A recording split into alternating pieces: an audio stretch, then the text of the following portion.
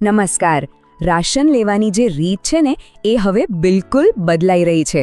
ગુજરાતમાં આવી છે એક નવી system PNB digital food coupon. હવે આ નામ સાંભળીને ગભરાવાની જરાય જરૂર નથી, કારણ કે આખી પ્રોસેસ છે એકદમ સિમ્પલ. આપણે સ્ટેપ બાય સ્ટેપ બધું શીખી લઈશું. તો ચાલો શરૂ કરીએ. જુઓ, જૂની સિસ્ટમ હવે ભૂલી જાઓ. હવે બધો ખેલ આ એપનો છે, PNB ડિજિટલ રૂપિયો. સ્ક્રીન પર જે દેખાય છે ને, બસ આ જ એપ છે જે હવેથી દર મહિને તમારા ફોનમાં સીધી રાશનની ડિજિટલ કૂપન મોકલશે. બહુ જ સહેલું છે. ચાલો એપ ડાઉનલોડ કરવા તરફ આગળ વધીએ એ પહેલાં 5 સૌથી જરૂરી વાતો. આ 5 નિયમો બરાબર સમજી લેજો, કારણ કે આ નહીં જાણો તો આગળ જતાં ભૂલ થવાની પૂરી શક્યતા છે. તો ધ્યાનથી સાંભળજો. તો ચાલો ફટાફટ આ 5 નિયમો પર નજર નાખી લઈએ. નંબર 1, PNB બેંકમાં ખાતું હોવું જરાય જરૂરી નથી. નંબર 2, અને આ ખાસ યાદ રાખજો, કૂપન કોને મળશે? તો જે પણ ફેમિલી મેમ્બર છેલ્લે રજિસ્ટર કરશે ને એમના જ ફોનમાં કૂપન આવશે. ત્રીજું, કૂપન આખા મહિના માટે વેલિડ રહેશે, એટલે કે મહિનાની છેલ્લે તારીખે એક્સપાયર થઈ જશે. ચોથું, રાશન લેવા માટે તમારી નક્કી કરેલી સરકારી અનાજની દુકાને જ જવાનું છે. અને પાંચમું અને છેલ્લું, દુકાને જાઓ ત્યારે સ્માર્ટફોન તો સાથે લઈ જ જવો પડશે. આટલું ક્લિયર? સરસ. હવે જ્યારે નિયમો આપણા મગજમાં બરાબર બેસી ગયા છે, તો ચાલો હવે સીધા કામે લાગીએ. સ્ટેપ બાય સ્ટેપ જોઈએ કે આ એપ ડાઉનલોડ કરીને ચાલુ કેવી રીતે કરવી. ઓકે, તો સૌથી પહેલું સ્ટેપ, તમારા ફોનમાં પ્લે સ્ટોર ખોલો અને એમાં સર્ચ કરો PNB ડિજિટલ રૂપી. બસ આ એપ શોધીને ડાઉનલોડ કરી લો. 1 મિનિટ, પ્લે સ્ટોરમાં તમને કદાચ એક સરખા નામવાળી બીજી એપ્સ પણ દેખાય, એટલે ખાતરી કરી લેજો કે સ્ક્રીન પર જે દેખાઈ રહી છે ને એ જ સાચી ઓફિશિયલ એપ છે. ભૂલથી બીજી કોઈ એપ ડાઉનલોડ ન થઈ જાય એનું ધ્યાન રાખજો. ચાલો, એપ ડાઉનલોડ થઈ ગઈ. સરસ. હવે એને ખોલો. જેવી એપ ખોલશો એટલે પહેલી સ્ક્રીન આવશે, જેમાં નીચે એન્ટર લખેલું બટન હશે. બસ એના પર ક્લિક કરી દો. જોઈ લો, બરાબર આવી જ સ્ક્રીન દેખાશે. નીચે જે એન્ટરવાળું બટન છે ને એને દબાવીને આગળ વધવાનું છે. હવે આ સ્ટેપ બહુ અગત્યનું છે. તમારો જે મોબાઈલ નંબર રેશન કાર્ડમાં નોંધાયેલો છે એ જ નંબરવાળું સિમ કાર્ડ સિલેક્ટ કરવાનું છે. પછી વેરીફાઈ સિમ બટન દબાવી દો.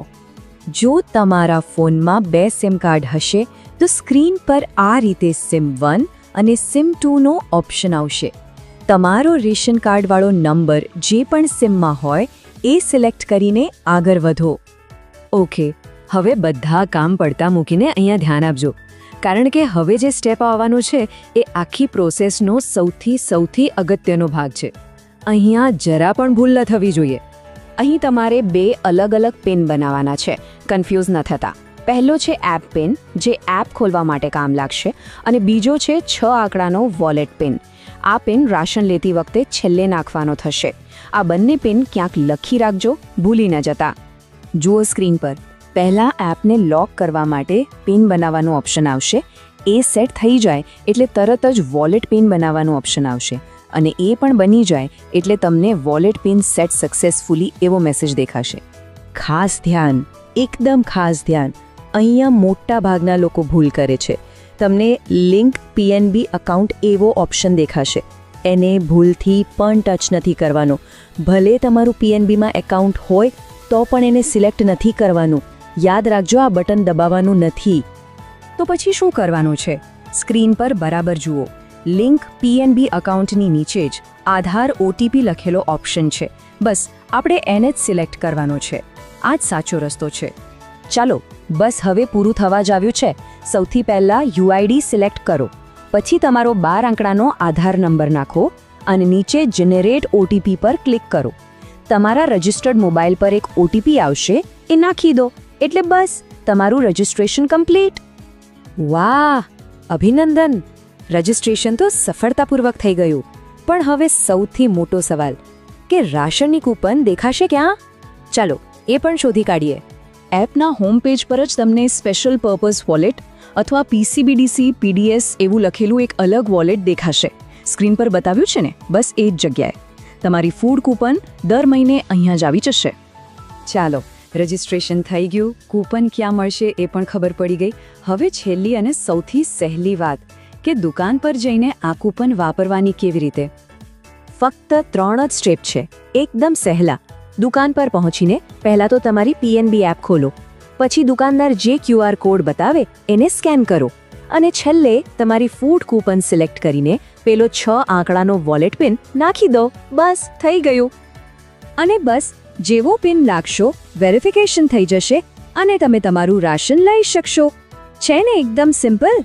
અને આખી સિસ્ટમનો સૌથી મોટો ફાયદો શું છે ખબર છે? હવે પેલી અંગૂઠો લગાવવાની ઝંઝટમાંથી મુક્તિ. કેટલીય વાર ફિંગરપ્રિન્ટ મેચ નહોતી થતી, એ બધી સમસ્યાઓ હવે પૂરી. આ ખરેખર એક બહુ મોટી રાહતની વાત છે.